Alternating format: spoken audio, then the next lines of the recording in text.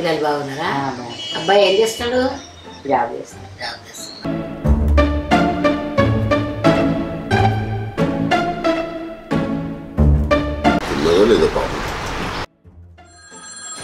Phone వచ్చిందండి, చూస్తాను. Hello hello బంగారం, తిన్నావా లేదా? ఇంకా చేయలేదండి. ఫ్రెండ్ వచ్చిందండి, నేను లంచ్కి పిలిచాను, వచ్చింది. నేను ఇప్పుడే ప్రిపేర్ చేస్తానండి. సరేనండి, వంట ప్రిపేర్ చేయాలి. ఓకేనా? సరే. మీరేంటండి ఆఫీసులో కదా ఉండేది? వంట అన్నావు కదా అంటాను. నేను వంట చేసుకుంటాను కదా. నేను ఉండగా నువ్వు వంట చేస్తావా? వెళ్ళి రెస్ట్ తీసుకో, 5 minutes వంట చేస్తావు. అదృష్టవంతరాలు. నేను నీకు బాగా అన్నీ చేసి పెడతాడు. నువ్వు అదృష్టవంతరాలు. మీకు అలా అర్థమైందా? నా కర్మ వదినే.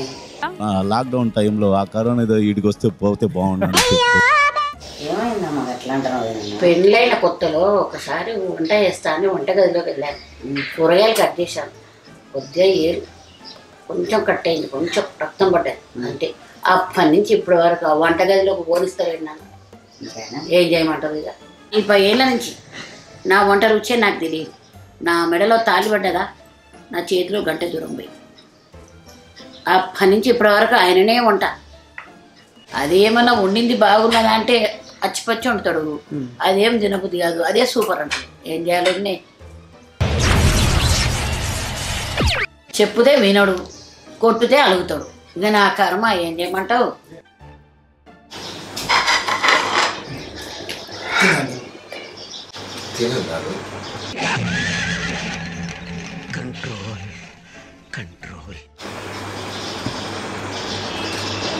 తీసుకోవాలి.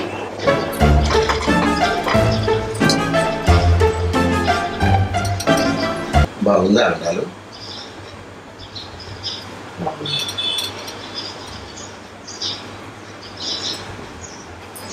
ఎలా ఉంది అది?